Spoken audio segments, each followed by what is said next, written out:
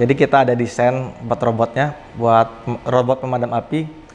Jadi kita ada kendala buat produksinya, karena kita tidak ada waktu itu jasa 3D printing di Bogor.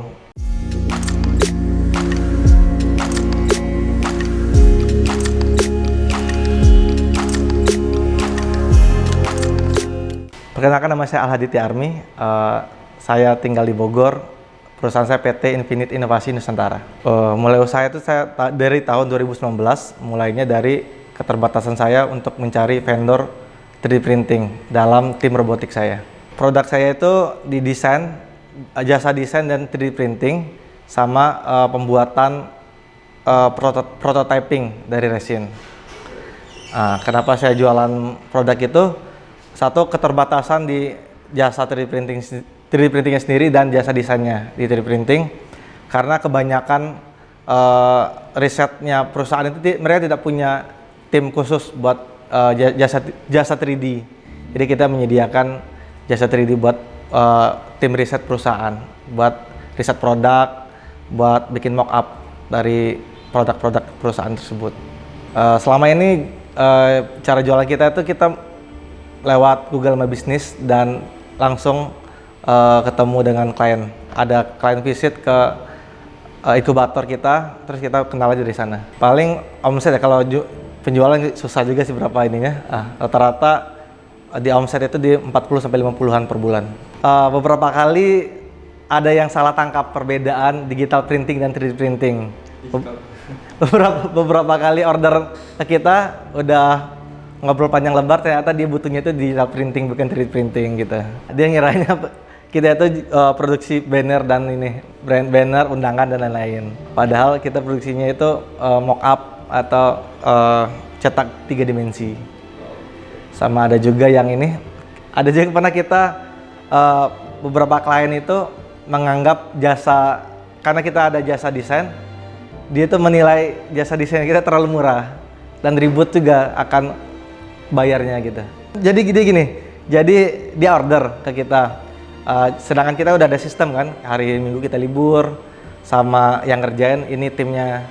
Ada satu klien yang datang, dia pengennya saya sendiri yang ngerjain, padahal saya sendiri kan nggak terlalu bisa juga di desainnya, karena ada tim tersendiri.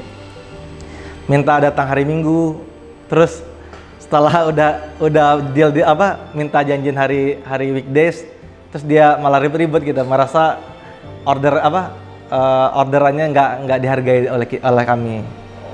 Padahal jumlah ordernya pun dengan rata-rata penjualan kita juga beda kan, beda segmen juga perorangan.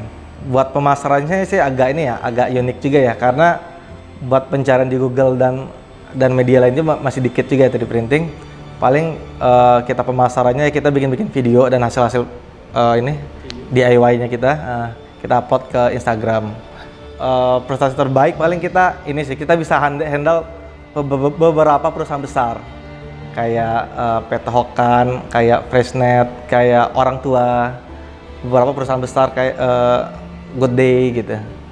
Jadi sebelum mereka launching produk itu kita udah tahu, mereka lagi riset produk ini loh gitu.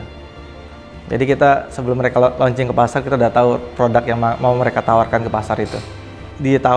Saat saya masih mahasiswa di tahun 2019 itu, saya dan tim itu ada project ikut lomba robotik kontes robot Indonesia KRI waktu itu. Jadi kita ada desain buat robotnya, buat robot pemadam api. Jadi kita ada kendala buat produksinya, karena kita tidak ada waktu itu jasa 3D printing di Bogor. Kita cari-cari, kita nemu di daerah Jakarta. Cuman salah satu saya menemukan kelemahan dari jasa yang mereka berikan. Satu, waktunya yang terlalu lama, hasilnya kurang baik juga, kurang bagus, dan harga juga saat itu masih mahal ya, di kisaran 5 ribuan per gram untuk PLA. Ya udah, dari semua kendala itu saya kepikiran, di Indonesia sendiri kan ada banyak kampus, dan yang ikut KRI itu per wilayahnya itu bisa ratusan universitas. Ada 3 wilayah di Indonesia, itu buat proyek kita udah lumayan. Dan banyak juga riset di kampus atau contohnya saya di IPB itu membutuhkan juga jasa 3D printing. Jadi saya rencananya visi saya itu mengakomodir riset-riset yang membutuhkan 3D printing se-Indonesia. Nah, walaupun waktu awal-awal itu kita udah banyaknya dapatnya di Jabodetabek memang. Cuman seiring perjalanan waktu kita sudah sampai kirim hasil kirim jasa itu ke Papua, ke Aceh, udah ke Kalimantan, udah banyak juga di luar Jawa gitu. Buat 3D printing sih banyak ininya. Sekarang sih harga buat printernya udah terjangkau bagi masyarakat, bagi kita juga. Cuma kelemahannya di printer-printer yang harganya di bawah 50 jutaan itu sangat tricky sih buat maintenance. Dia high maintenance. Kalau kita tidak mengerti elektronika, tidak mengerti permesinan, itu akan sangat susah. Dan untuk kalau kita buat maintenance-nya harus kasih ke bengkel atau workshop buat benerin, itu akan sangat mahal sih biayanya di 3D printing. Dan kalau buat pengen bikin usaha 3D printer, kita harus ngerti juga maintenance sendiri untuk meminimalisir cost-nya. Kebanyakan jasa 3D printing di Indonesia ini belum berbentuk PT, jadi mereka masih perorangan atau belum bisa masuk ke perusahaan-perusahaan besar yang membutuhkan faktur pajak. Kelebihan kita sudah PKP, kita bisa mengakomodir kebutuhan mereka. Suka dukanya bikin jasa 3D printing itu kita berasanya pas awal pandemi kita benar-benar nggak ada orderan, karena perusahaan yang order ke kita juga lagi kesusahan, nggak ada riset baru, jadi hampir tidak ada pemasukan di awal-awal pandemi. Caranya kita waktu itu survive, kita bikin produk ini, kan di Indonesia waktu itu masih kekurangan APD, kekurangan face shield. Kita produksi face shield waktu itu, dan kita juga open donasi. Jadi kita open donasi, orang yang pengen donasi face shield bisa ke kita, nanti kita yang atur mau kirim kemana. Waktu itu kita kirim ke Sumatera, Kalimantan, Nusa Tenggara, sama Pulau Jawa juga. Paling bisa kekosongan cash flow pernah ada. Iya, karena kurang manajemen keuangannya kurang bagus, sama ada kan kita ada beberapa tender-tenderan juga, ternyata pas mitra kita loss, kita juga loss juga di sana. Rencana ke depan kita nggak hanya di desain dan jasa 3D printing juga, kita bakalan penuhi kebutuhan buat riset produk dari customer kita. Kebanyakan yang customer kita itu perusahaan besar A, dia mau launching produk, dia bikin prototipe ke kita. Cuman nggak semua prototipe bisa dibikin dengan 3D printing.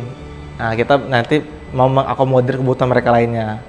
Beberapa kita sudah sediakan juga bikin mock-up pakai resin yang ukurannya bisa 2 meter, 3 meter gitu. Kita bisa bikin pesawat yang ukurannya 2 meter lebar sayapnya gitu. Bikin prototipe yang lebih besar, atau buat display ketika mereka launching produk di suatu mall atau apa gitu, atau di suatu event. Buat teman-teman pengusaha 3D printing juga, semakin lama mungkin harga 3D printing dan bahannya makin murah, makin banyak saingan juga. Jadilah bikinlah hal yang berbeda, hal yang menarik, atau harus terus berinovasi biar nggak mati di tengah jalan. Saya Al-Haditya Army dari PT Infinite Inovasi Nusantara. Sekian dari saya. Wassalamualaikum warahmatullahi wabarakatuh. Waalaikumsalam warahmatullahi wabarakatuh.